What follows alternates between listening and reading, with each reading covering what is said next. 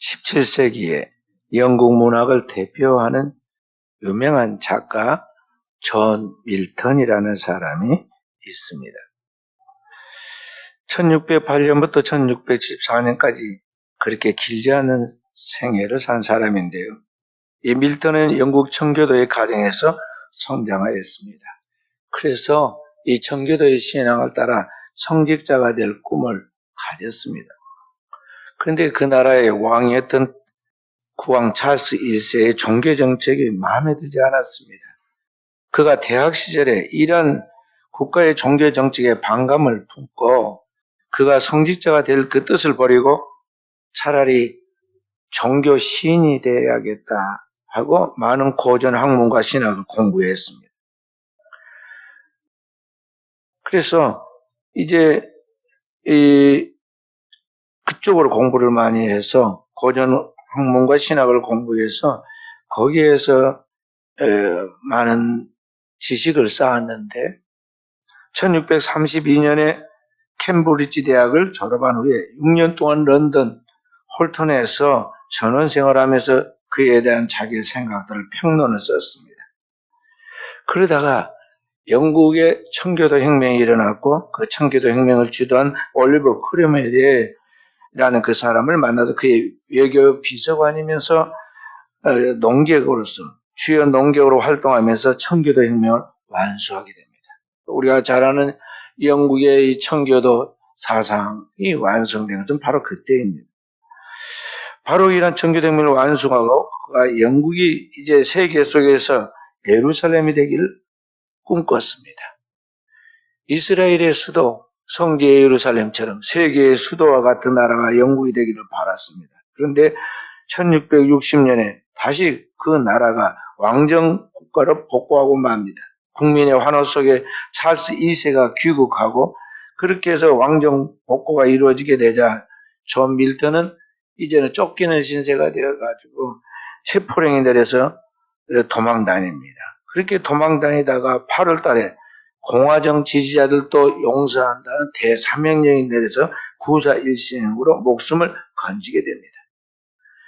그가 일생 동안 큰 꿈을 가지고 청교도 혁명을 주도했는데 그것이 무효로 돌아가고 그의 모든 꿈이 사라지게 되자 충격을 너무 많이 받았습니다. 그래서 그 충격으로 인해서 눈이 완전하게 실명하게 되죠. 근데 그때 나이가 그의 나이 겨우 40살 되었을 때입니다. 40대였습니다. 그가 목숨은 건져냈지만은 모든 정치적인 입지도 잃어버리고 그리고 모든 그의 건강도 잃어버리고 그의 생애가 그때부터 시련과 고통으로 점차 전락하면서 그의 가정 전체가 몰락하고 맙니다. 3번 결혼했는데 아내들이 죽어서 그리고 자녀들까지 죽어가지고 그의 가정이 파탄이 났습니다. 그가 정치적인 그러한 꿈을 가졌지만 그 모든 쏟아놓은 꿈이 이루어지지 못했습니다. 거기다가 육체적 시련을 인해서 눈을 멀었고 신경통으로 인해서 관절염으로 고생을 하게 되었습니다. 그 극심한 환난, 그런 고난을 통해서 그는 신의 존재에 대하여 하나님이 진짜 살아계시는가 신의 존재를 의심하였어요.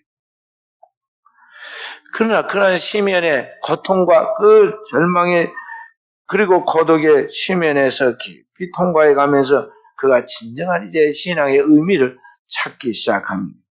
그 깊은 고난의 과정을 통해서 그가 자기 자신이 그동안 자기에 대하여 생각하고 있던 모든 것들 다 누구나 그러하지만 자신은 그래도 대단하게 생각하는 자기 자신의 우상이 깨지고 겸손하게 됩니다. 그리고 하나님의 모든 섭리를 받아들입니다. 그러자 그의 마음에 평화가 찾아왔습니다. 그리고 그가 눈이 멀어버렸으니까 세상에 있는 것을 볼 수가 없습니다. 글도 볼 수 없고 이제 밖에 있는 경치는 말할 것도 없고 아무와도 만나서 이야기하기가 곤란해졌습니다. 그런 가운데서 그가 할 수 있는 것은 유일하게 기도밖에 할 수 없다. 기도밖에 할 수 있는 것이 없다고 생각하고 그때부터는 기도에 전념합니다. 그는 고백하기를 그의 육체적 실명이 영적 실명으로 이어지지 않도록 그렇게 깨어서 기도하였다고 그랬습니다. 그렇게 기도하는 가운데 신의 의지와 신의 섭리가 무엇인가에 대하여 인간에게 있어 신의 섭리 그리고 신의 의지는 어떻게 작용하는가에 대한 분명한 문제의식과 그러한 시적인 상상력을 길러왔어요. 보지 못하니까 자꾸 상상력이 커지는 것이죠. 그래서 그런 실명 상태에서 그가 남긴 불의의 명작이 뭐냐면은 1667년에 쓴 로스트 파라다이스 신라권이라는 책입니다. 그리고 그 신라권을 쓰고 4년 후에는 다시 1671년에는 복락원 잃어버린 낙원을 다시 회복한다는 거죠. 다시 복락원을 쓰죠. 그리고 1671년 바로 그 복락원을 쓰는 그의 투사 삼손이라는 또 글을 씁니다. 자신의 생애와 이 삼손과 비교해 가면서 자신의 이야기를 성경에 있는 모티브로 그렇게 쓴 것이죠. 그는 신라권에서 이렇게 말합니다. 내 속에 어두운 것에 빛을 비추어 내 안에 있는 빛이라는 것들을 들어 올려 또 받쳐주어서 나로 하여금 이 위대한 주제로 제대로 다루어 영원한 섭리를 분명하게 드러내고 하나님의 길들이 얼음을 인간들에게 드러내게 하라. 그러니까 신라권을 이제 시작한 막 서두가 그렇게 시작하죠. 창세기 3장에 있는 인간의 타락에 대한 그 이야기를 모티브로 해가지고 인간에 대한 그런 타락 그리고 인간의 그 타락에서 하나님 어떻게 섭리하고 인간은 거기에 어떻게 반응하는가에 대한 인간의 의지를 지금 이야기하는 것이죠.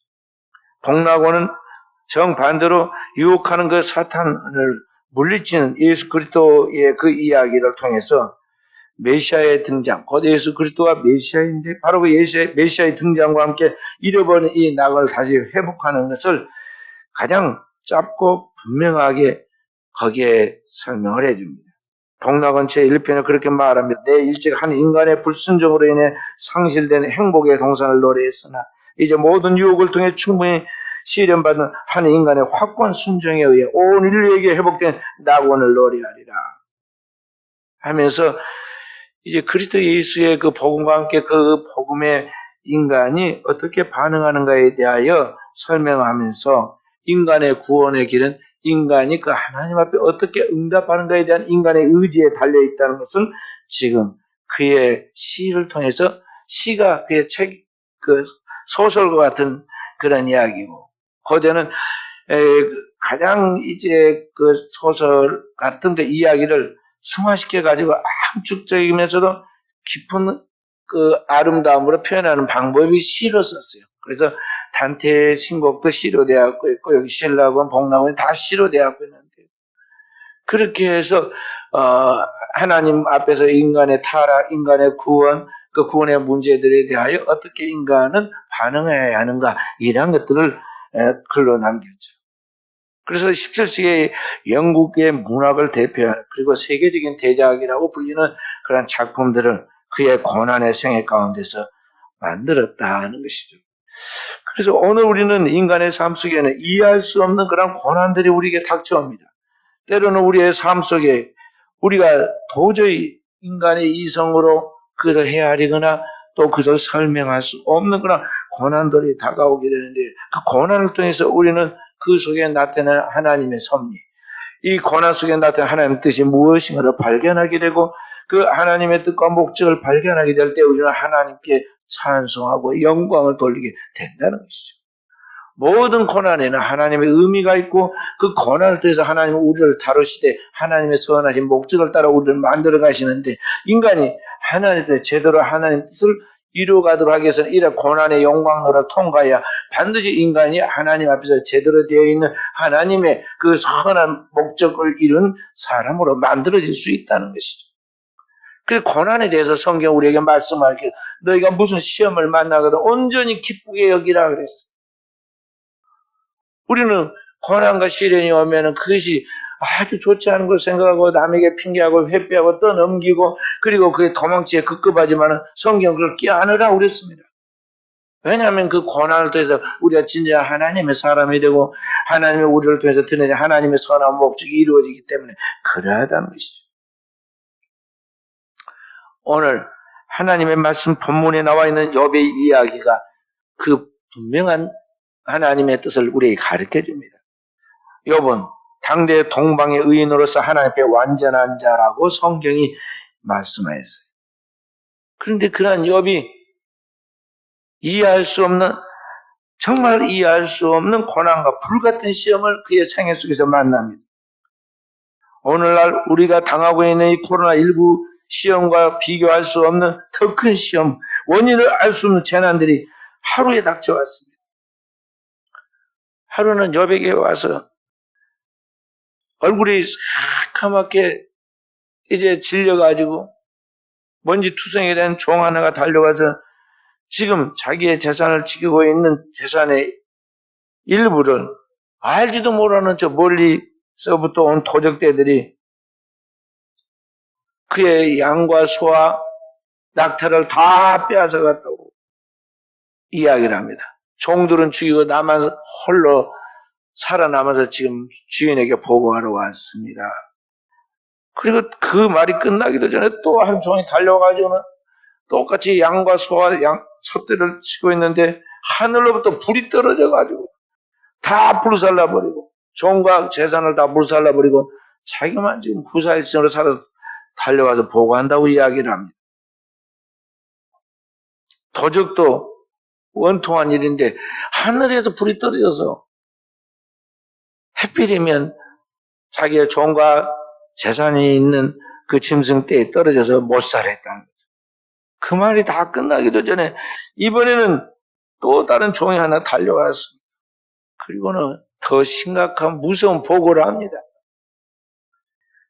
큰아들의 집에 나머지 아들 9명이, 그러니까 10아들이 모여가지고 생일잔치를 하고 있었는데 어디서 원인을 알 수 없는 엄청난 태풍, 토네이도 같은 태풍이 불어와가지고는 그 한편에 지은 집이 한 번에 무너지고 그 무너진 집더미에 깔려가지고 10아들이 한 명도 살아남지 못하고 다 압사당하여 죽었다는 것입니다.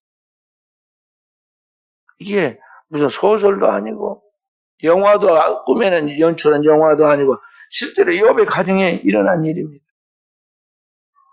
이 엄청난 충격적인 소식을 듣고 욥은 표출할 수 없는 그 스트레스로 얼굴이 숯덩이처럼 검어집니다. 사람의 근심이 있고 괴로움이 가득하면 그 얼굴에 나타나게 되었어요. 그리고 스트레스를 받으니까 온몸에 종기가 납니다. 저도 스트레스를 받으면 주일날 아침에는 아니면 토요일날 저녁 정도 되면 막 손바닥에가 숯보가 생겨요. 손바닥에 숯보. 그 조그만 붉은 반증같이 뭐가 볼록 튀어나온 그 숯보 하나도 가려워가지고 계속 글을 쓰다가도 손을 긋고 있습니다. 제가 스트레스로 그런 게. 그게 바늘로 이게 숯포를 따낼 정도로 가렵고 그게 볼록 튀어나왔다가 나중에 사라지는데 여기 욥은 얼마나 스트레스를 받았으면 온몸에 막 종기가 막 솟구쳤을까요?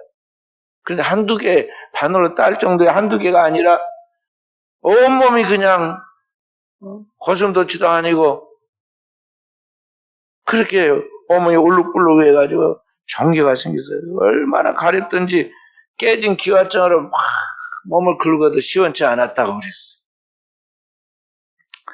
그렇게 고통받는 가운데 그의 비참한 그 몸을 재 가운데 굴리고 입술로 하나님을 원망하지 않고 그 가운데도 하나님 앞에 순전함을 지키고 하나님을 찬송합니다. 욥기서 1장 21절 말씀, 내가 모태에서 적신으로 나왔사온다. 우리 성경에는 알몸으로 나왔사온다. 붉을적 자, 몸신자예요. 그러니까 그냥 핏덩이로 태어났다는 거죠. 적신으로 돌아갈 또한 돌아가올지라. 주신 자도 여호와시오, 취하신 자도 여호와시오니 다시 가져가신 분도 하나님이시다는 거예요. 여호와가 찬송을 받으실지니이다. 얼마나 평상시 하나님 앞에 범사에 감사하는 게 생활이 되었으면 그 속에서도 그 고통, 고난 속에서도 그 충격 속에서도 하나님을 향하여 찬송하는 말이 나왔을 거예요. 그런데 그 모습을 보고 있던 동일한 충격을 받던 그의 아내는 정신줄이 놓았어요. 그럴 거 아니에요. 그 생명보다 귀한 자식 10명을 한 명도 못 살리고 다 죽고 살아가려면 생활력이 있어야 하는데 경제력을 하늘에 다 떨거지가 되었고 도적마다 떨거지가 되었고 하나님의 불을 내려가지고 불로도 또 쳐서 하나도 건져낸 게 없단 말이에요. 그런데 그 저주를 받은 것 같은 그 모습 속에서도 뭐가 좋다고 이 남편이라는 사람은 잠깐만 벌레같이 제 가운데 뒹굴뒹굴하면서 그래도 거룩한 사람처럼 말이죠. 주신 자도 여호와시오 취하신 자도 여호와시오 여호와의 이름을 찬송을 받으실지이다. 그러니까 그게 은혜로 들린 게 아니라 아주 경멸스럽게 보인 거예요. 그래서 욥기서 2장 9절 보면 이렇게 남편을 조롱합니다.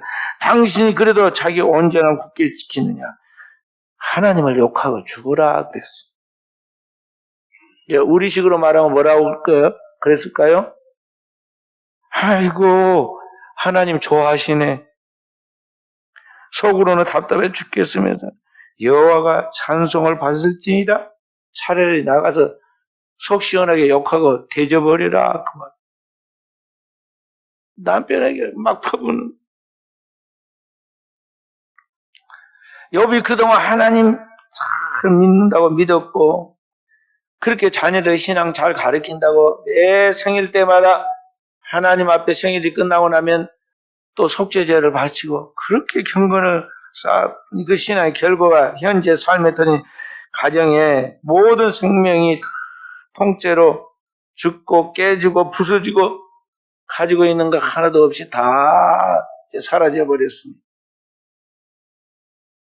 이게 도대체 뭐냐 이 말이죠. 이해할 수 없는 재난과 그 재앙과 그 시련으로 인해서 욥은 말을 이게 다 풀지 못하니까 온 몸이 그 알레르기 반응을 이렇게 종기가 나고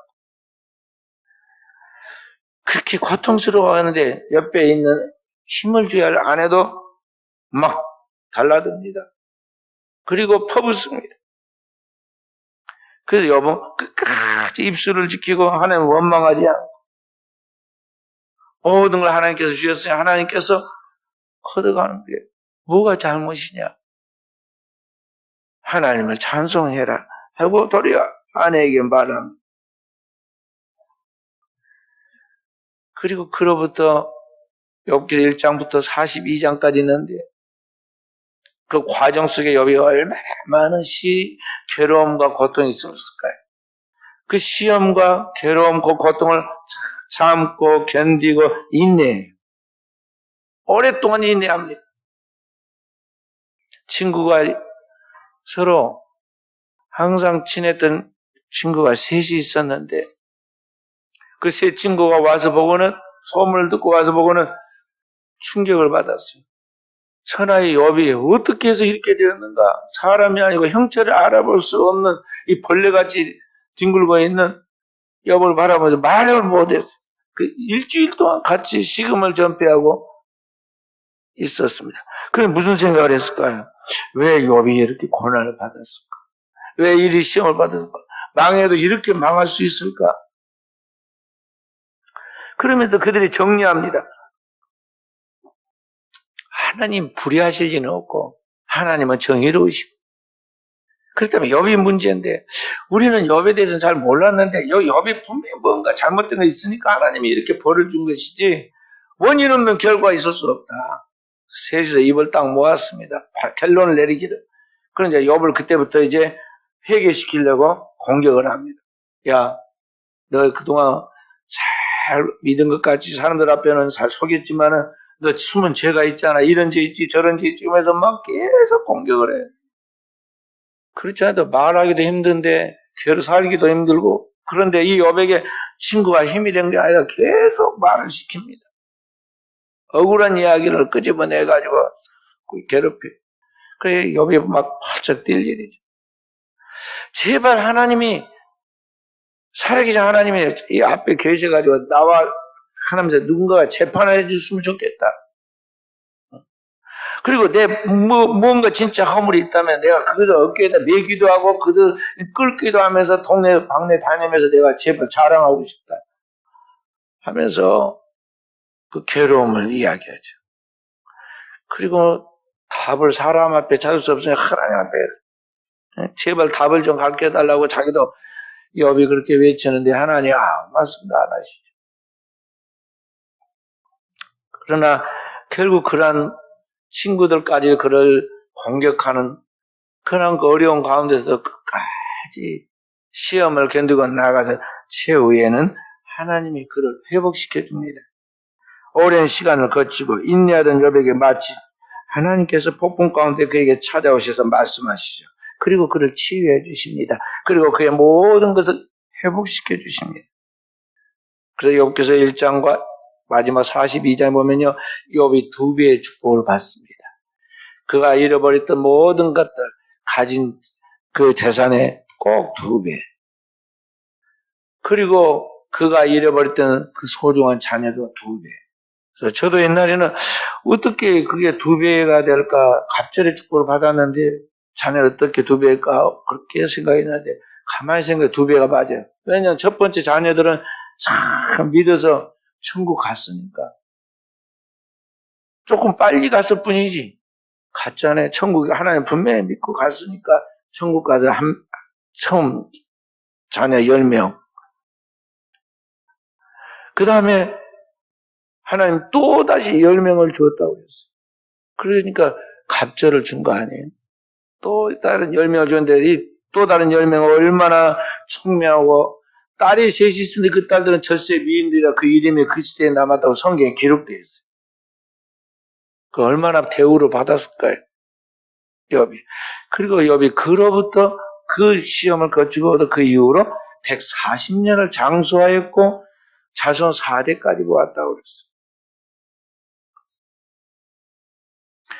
그래서 욥이 그 이전에 시험을 만나기 이전의 신앙과 자신의 현재 신앙을 비교해 가면서 욥기서 42장 1절부터 5절까지 6절까지 보면 그렇게 말합니다. 5절 6절 내가 주께 대하여 귀로 듣기만 하였사오나 이제는 눈으로 주를 배옵나이다.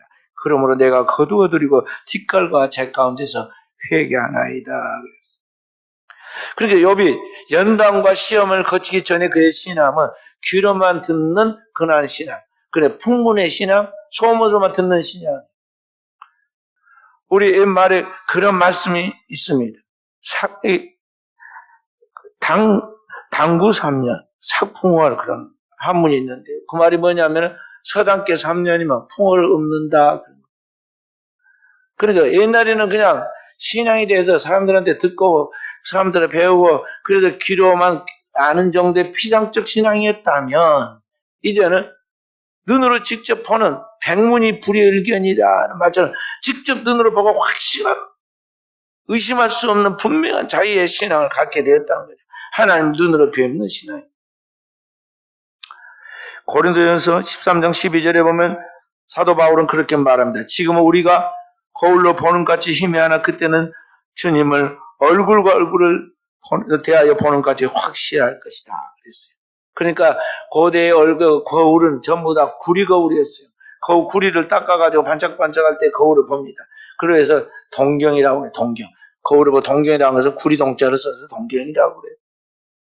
구리거울. 그러니까 이게 어떻게 볼 때마다 그걸 닦기 위해서 얼마나 그 닦기가 힘드는데. 그러니까 흐리하게 보일 때가 많아요. 거울로 보는 것 같이 흐리하지만 이제는 확실히 얼굴과 얼굴을 대면해서 보는 것 같이 분명한 모습이라는 거죠. 신앙이 그렇게 분명해졌다는 거죠.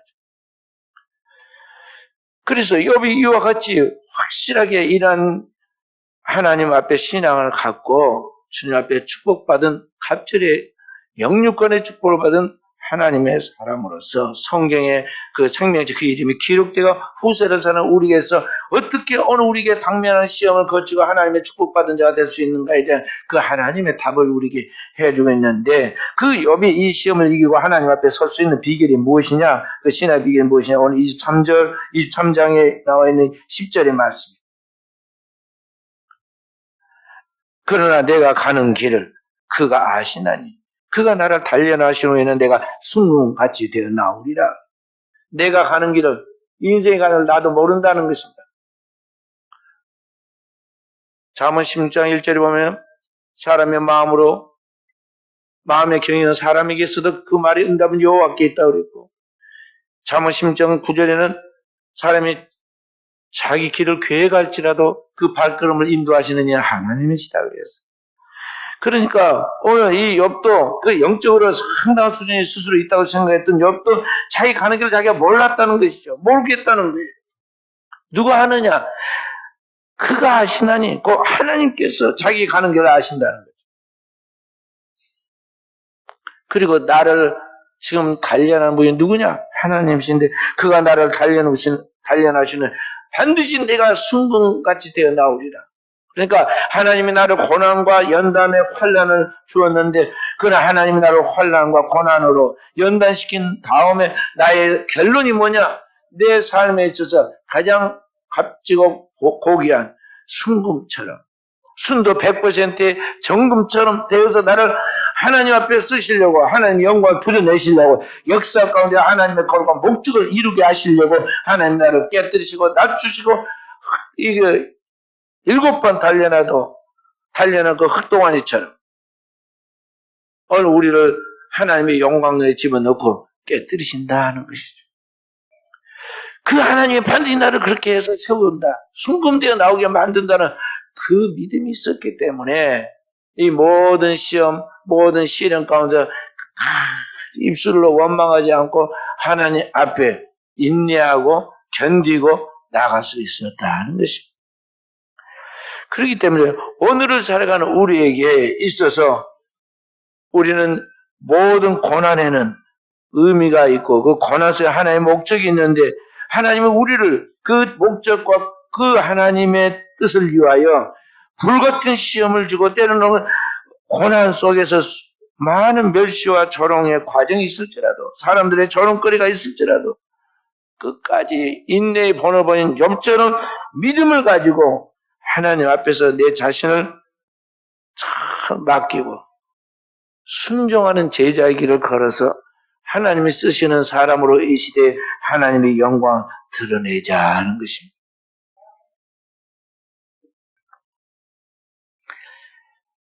인간은 큰 시험과 고난이 있게 되면은 그 속에서 자기도 모르게 약해집니다. 그래서 자꾸 마음이 나무가 흔들리듯이 자꾸 막 흔들리게 되고 있어요. 그래서 성경을 보면은 지도자들에게 무슨 이야기를 많이 하시냐? 너는 마음을 흔들흔들 하지 말고 강하고 담대하게 하라. 극히 담대하게 만들어라. 좌우로 치우치지 말아라. 내가 너와 함께 해주고 너를 붙들어주고 너를 굳게 세워줄 것이다. 하나님께서 항상 그 이야기를 지도자들에게 해주고 있어요. 그래서 오늘을 살아가는 하나님의 백성된 여러분과 제가 큰 어려움과 시험 속에서 하나님은 우리를 다루실 때 우리가 육체의 몸을 가지고 환경에 영향을 받기 때문에 때로는 흔들리가 있습니다. 때로는 넘어질 때도 있고, 때로는 방황할 때도 있고, 때로는 우리의 삶 속에서 하나님의 백성답지 못한 그런 순결함과 순수함을 갖지 못할 때도 있습니다. 그러나 완전하게 믿음을 포기해서는 안 된다는 거죠. 나무가 흔들릴지라도 바람이 지나거나 다시 또 반듯하게 서잖아요. 순천만 갈대밭에 70만 평의 갈대가 바람에 나부깁니다. 그게 다 넘어져가지고 땅바닥을 칠 것 같은데 조금 있으면 다 다시 반듯하게 서고 있습니다. 하나님은 뭐라 말씀해? 공중에 날아다니는 그 수만 마리의 서새 한 마리도 하나님이 다 먹이고 입히신다. 하나님이 그들을 창조 목적과 그 뜻이 있다는 것이죠. 하나님의 들에 핀 들풀 하나에도 하나님께서 먹이고 입히고 기르시고 다 하신 목적이 있다는 것입니다. 그렇기 때문에 오늘에서는 우리에게 하나님이 이 땅을 보내실 때는 오늘 하나님의 백성으로 내가 이 모든 것을 통해서 하나님의 영광을 드러내라는 그 분명한 목적이 있는 거예요.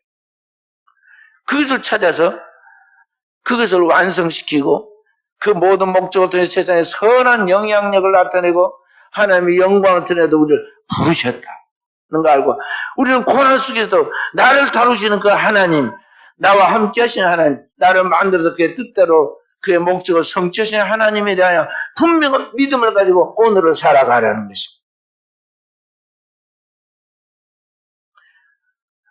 주님은 우리에게 말씀하시기를 그러나 마지막 때에 너희 가운데 믿음 있는 자를 보겠느냐 그랬어요. 이런 진정한 믿음을 가지고 살아가는 사람을 보기가 어렵다는 거예요. 시대의 흐름을 쫓아서 영향을 받아 세속화되어버리고 사람에게 굴복해가지고 사람의 종이 돼가지고 인생을 낭비하고 헛되게 보내고 사람이 뭘 이루어줄 줄 알아. 또 사람에게 스트레스를 받고 사람에게 서 상처를 받아가지고 사람을 원망하거나 사람에게 복수를 하려고 그렇게 인생을 그렇게 낭비하고 자신을 위로부터 부르시고 창조하여서 세상에 보낸 그 하나님의 목적을 따라서 자신을 만들어 가시는 그 하나님 앞에 자신의 인생을 살아야 하는데 자기의 길을 걷지 않고 있다는 거죠. 하나님은 오늘 우리를 이 땅에 보내실 때 하나님께서 하나님의 사람으로 우리를 창조한 분명한 목적이 있어요. 그래서 하나님이 인간을 부를 때는 인격적으로 그 사람을 1대1로 이름을 부르십니다. 모세야, 모세야. 내 발에서 신을 벗으라. 사무엘아, 사무엘아. 어린 아기 사무엘한테도 하나님 인격적으로 부르십니다. 아브라함을 부르실 때도 그랬습니다. 오늘 여러분과 제가 하나님 앞에 부름을 받은 하나님 앞에 인격적인 한 사람이라고 명심해야 돼요. 그리고 나를 통해서 들으시 하나님의 목적이 무엇일까? 뜻이 무엇일까? 섭리가 무엇일까? 그 앞에서 오늘 우리는 믿음을 가지고 그 하나님 앞에 응답함으로 오늘 우리가 하나님을 기쁘시게 하는 하나님의 작품으로 만들어지도록 해야 한다는 것이죠. 마귀는 어떻게든지 그 믿음을 흐트러뜨려가지고 그 겨자씨 같이 작은 믿음 빼앗아가지고 흐트러뜨려가지고 세상에 이리 끌리고 저리 끌리고 마귀의 종이 돼서 눈 빠진 그 삼손처럼 말이죠.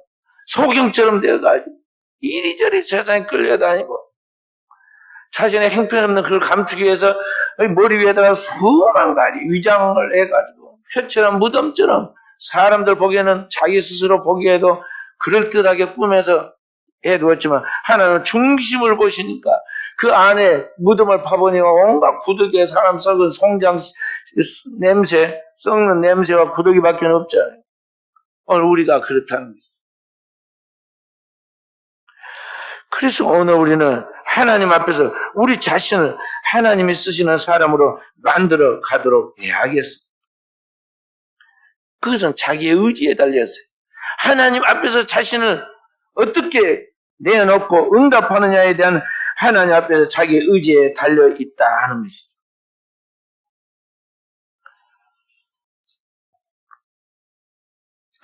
최근에 작년 12월로 16년 동안 재임한 독일의 수상으로 재임했던 독일 최초의 여성 총리인 앙겔라 메르켈이라는 분이 거기에 은퇴했습니다.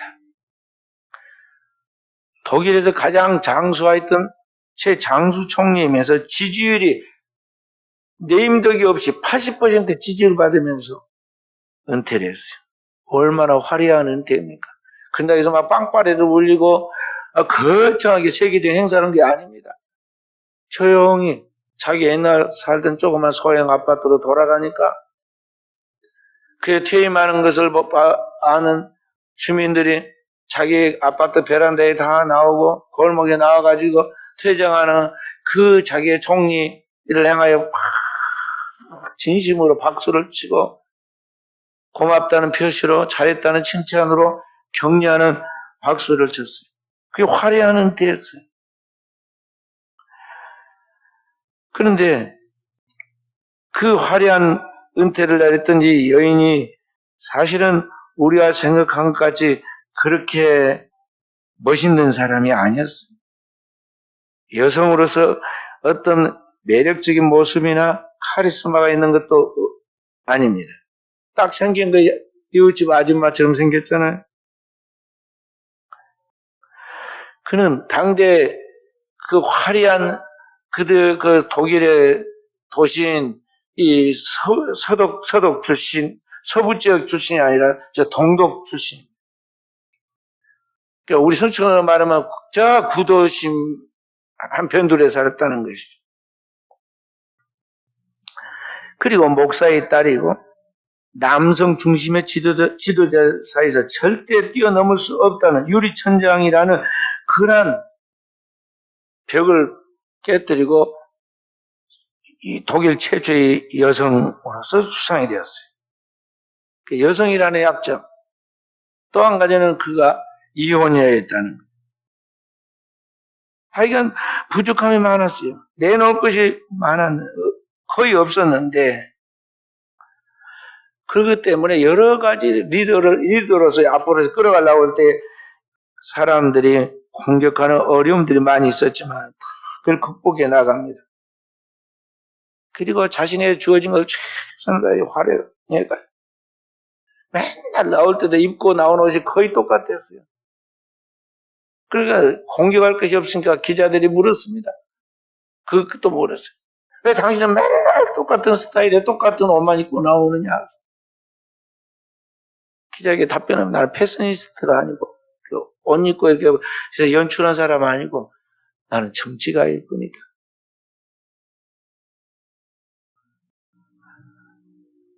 그리고 모든 사람들을 대할 때 정말 어머니 같은 심정으로 대합니다. 그래서 독일 사람들은 그녀를 뭐라 부르냐? 무티라 불렀어요. 독일 말은 무티란 말은 엄마란 말이에요. 엄마. 무티. 메르켈 수상을 친근감 있게 무티라 불렀어요. 그러니까 그의 생애 가운데 자신의 이거 약점들이 많이 있는데 그런 약점에 함몰되거나 사람들의 여론에 거기에 인기에 거기에 좌충우돌한 것이 아니라 자기에게 주어진 그 길을 잘 닦아서 하나씩 개척해서 나아갔다는 거죠. 그렇게 해서 이 독일의 수상으로 16년을 잘 성공적으로 끝마치고 누가 내려가라는 게 아닙니다. 그거 하려고 하면 계속 할 수 있었지만 이제 자기의 할 일은 여기까지고 자기는 이제 다음 사람이 그 바통을 이어가야 한다고 그렇게 해서 스스로 내려온 거예요. 보통 권력을 잡은 사람들은요. 권력에 거기에 완전히 마약처럼 중독되어 가지고 스스로 안 내려옵니다. 그래서 이 지지율 80%인데 스스로 내려왔어요. 그의 모든 삶 속에서 다가오는 그런 고난과 약점들에게 그러한 여러 가지 시험과 시련들이 끝까지 포기하거나 낙심하지 않고 인내하고 자기 길을 걸어갔다는 것이죠. 그렇게 할 때 그의 생애 속에서 가장 아름다운 결과를 가져오게 된 거예요. 모든 사람은 다 하나님이 이렇게 소중하게 그를 통해서 하나님 앞에서 아름답고 귀하고 단 한 번밖에 없는 그의 생애를 통해 영광을 드러내도록 우리를 부르셨고 그 일을 위하여 우리를 이 땅에 보내셨다는 거예요. 그것을 만들어가는 것은 뭐냐? 하나님 앞에서 나라는 것입니다. 내가 하나님 앞에 어떻게 응답하느냐, 어떻게 하나님 앞에서 대답하고 내 길을 걸어가느냐에 따라 내 인생이 아름다운 하나님 앞에서의 작품이 될 수도 있고 우리 인생이 별 볼 일 없는 쓰레기처럼 끝나버릴 수도 있다는 것이죠. 주님 앞에 서게 되는 날은 각자 우리가 그에 대해 스스로 자기의 이 이야기에 대하여 하나님 앞에 직고해야 하고 응답해야 돼요. 왜냐? 누가 그걸 만들어주는 게 아니라 자기가 만들었기 때문에 그러하다는 것이죠. 그래서 오늘을 살아가는 우리 사랑하는 성도들은 주님 앞에 부름을 받은 주님의 제자로서 지금 현재 우리의 출발은 때로는 미약하게 보이고 때로는 연약하고 때로는 설툰투성이고 때로는 고난의 지금 과정을 통과하고 있는 진흙 구덩이에 빠져 있듯이 오늘 욥이 시련 당하고 있는 그 시험 속에 들어있듯이 우리의 인생이 그와 같은 절망적인 상황이 있을지라도 그게 끝이 아니다는 걸 알고 항상 하나님은 우리의 삶 속에서 최선의 것을 준비해 놓고 우리를 이끌어 가시고 결과는 우리가 아무리 어떻게 해야든 하나님의 반대 우리를 선하게 이끌어 가십니다. 그래서 하나님은 우리의 인생을 최후에는 웃게 만드시는 하나님이세요. 하나님은 우리를 연출해 가셔서 최후에는 하나님의 작품으로서 하나님께 영광 돌리고 우리가 기쁘고 감사해서 웃게 하시고 하나님의 그 신비한 우리를 인도하시는 섭리를 바라보면서 감탄하고 웃게 만드시는 하나님이시다는 거 알고 그 하나님을 기대하고 믿음으로 생각하고 믿음으로 말하고 믿음 안에서 우리가 항상 긍정적이고 낙천적인 자세로 인생을 바라보면서 자기의 삶을 풀어가는 지혜 있는 하나님의 백성으로 응답해야겠습니다.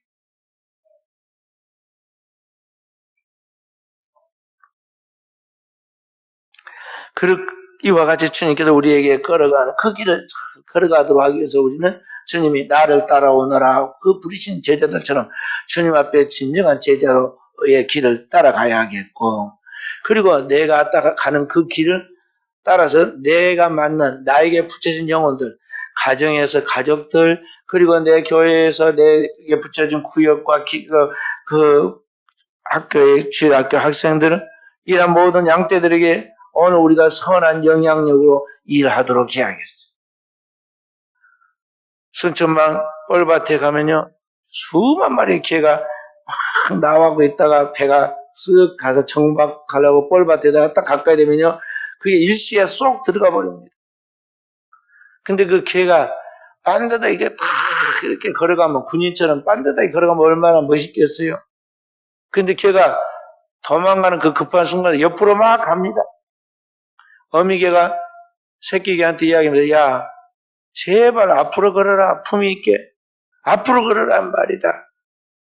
아빠가 시범을 보여줄 테니까 나 따라 잘 앞으로 걸어라. 그러고 자기가 막 걷는다 그러는데 어떻게 하냐. 옆으로 갑니다. 본을 그렇게 보여. 그러니까 그 새끼개들도 앞으로 가려고 하지만은 옆으로 걷게 되고 있어요. 개걸음. 오늘 누구든지 그리스도의 길을 반듯하게 자기가 걸어가면서 다음 사람이 그 발걸음을 따라오도록 해야지 자기가 반듯하게 걸어가지 못하는데 뒤에 가정의 자녀들이 그리고 자기가 맡은 구역이나 기관의 식구들이 그렇게 반듯하게 길을 걸어오리라고 상상해서는 안 됩니다. 항상 심은 대로 거두게 되고 있어요. 그렇기 때문에 우리는 하나님 앞에서 내가 먼저 진정한 주님의 제자의 길을 걸어야겠고 나를 만난 가족들이 또 그 길을 건전한 부모상, 건전한 목회자상, 건전한 성도상을 잘 나타내므로 다음 세대가 그들 따라가도록 해야 한다는 것이죠. 그래서 오늘 우리 사랑하는 귀한 성도들이 지금 주님 앞에서 주께서 우리를 부르신 그 분명한 부름의 소망을 따라 그 길을 걸어가되 주께서 또한 우리에게 명령한 주님의 지상 명령 너는 가라 가서 모든 족속을 제자 삼으라는 주의 말씀처럼 오늘 나를 만난 영혼들이 그리스도의 형상과 모형을 이루어서 주님의 그 선한 영향력 그 빛을 비추고 그리스도의 향기를 드러내서 하나님 앞에 영광 돌릴 수 있도록 오늘 또 주님의 그 길을 걸어가는 올 한 해 2022년이 되어서 하나님 앞에 영광 돌릴 수 있기를 주님의 이름으로 축원드립니다.